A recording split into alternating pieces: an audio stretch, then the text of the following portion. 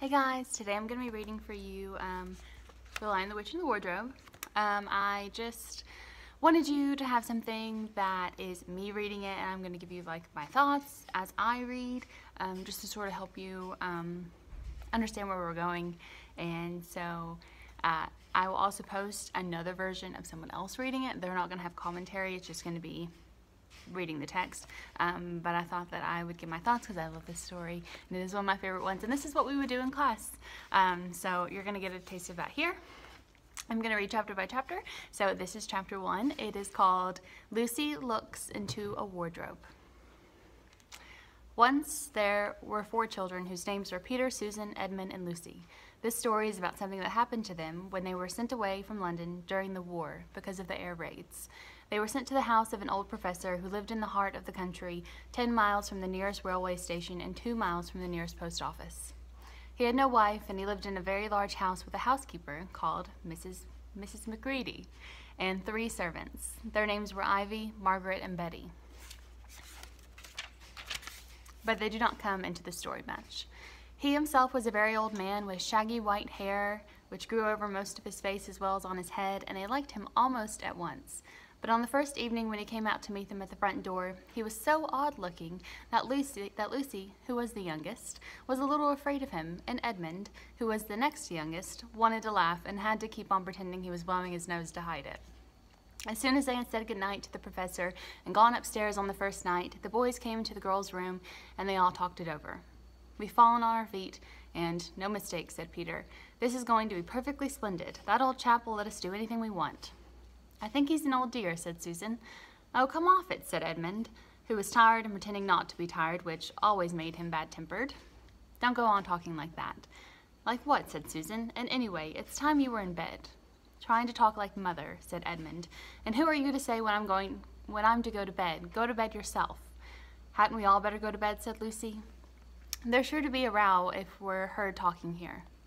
"No, there won't," said Peter. "I tell you, this is the sort of house where no one's going to mind what we do. Anyway, they won't hear us.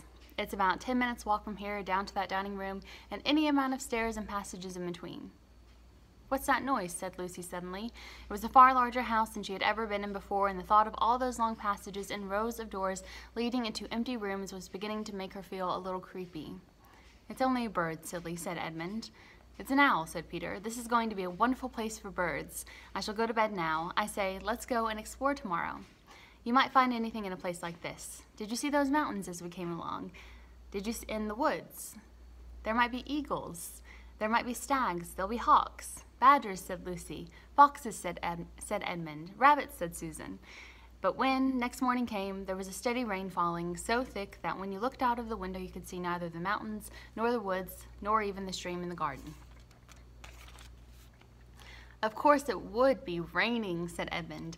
They had just finished their breakfast with the professor and were upstairs in the room he had set apart for them, a long, low room with 2 windows looking out in one direction and 2 in another.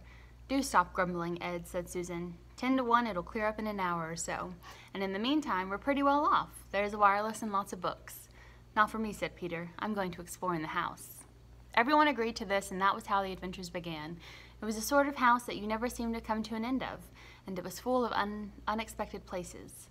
The first few doors they tried led only into spare bedrooms, as everyone had expected that they would. But soon they came to a very long room full of pictures, and there they found a suit of armor.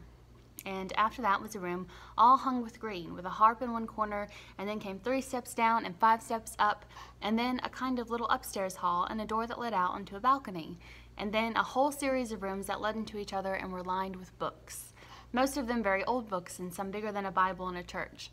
And shortly after that, they looked into a room that was quite empty, except for one big wardrobe, the sort that has a looking glass in the door. And there was nothing else in the room at all except a dead blue bottle on the windowsill. "Nothing there," said Peter, and they all trooped out again, all except Lucy. She stayed behind because she thought it would be worthwhile trying the door of the wardrobe, even though she felt almost sure that it would be locked. To her surprise, it opened quite easily, and 2 mothballs dropped out. Looking into the inside, she saw several coats hanging up, mostly long fur coats. There was nothing Lucy liked so much as the smell and feel of fur. She immediately stepped into the wardrobe and got in among the coats and rubbed her face against them, leaving the door open, of course, because she knew that it is very foolish to shut oneself into any wardrobe. Soon she went further in and found that there was a second row of coats hanging up behind the first. It was almost quite dark in there, and she kept her arms stretched out in front of her so as not to bump her face into the back of the wardrobe. She took a step further in, then 2 or 3 steps, always expecting to feel woodwork against the tips of her fingers, but she could not feel it. This must be a simply enormous wardrobe, thought Lucy, going still further in and pushing the soft folds of the coats aside to make room for her. Then she noticed that there was something crunching under her feet. I wonder, is that more mothballs? She thought, stooping down to feel it with her hand, but instead of feeling the hard, smooth wood of the floor of the wardrobe, she felt something soft and powdery and extremely cold. This is very queer, she said, and went on a step or 2 further.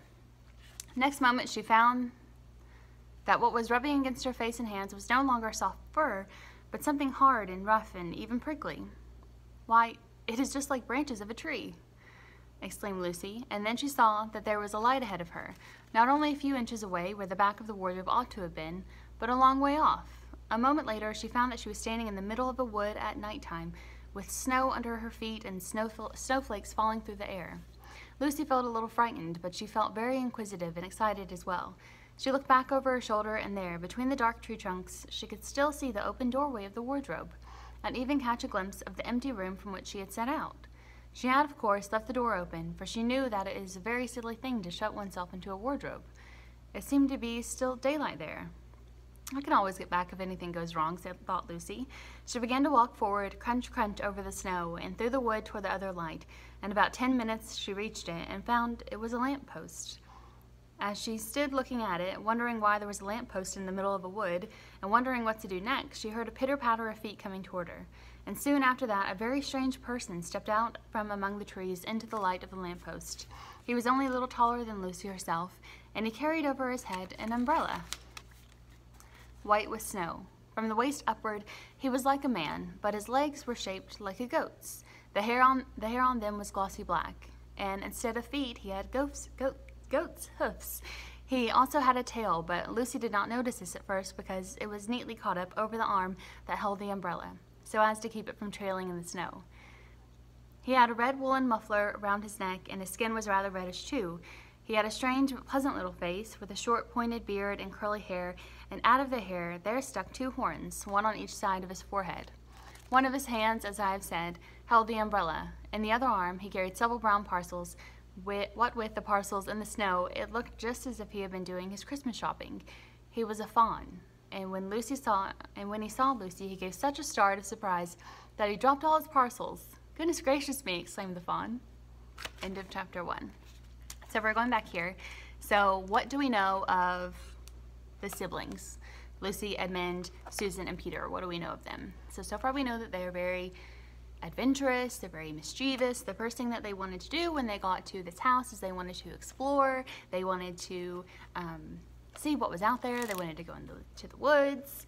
And we know that they are at the house because of the war in England. So this takes place in England.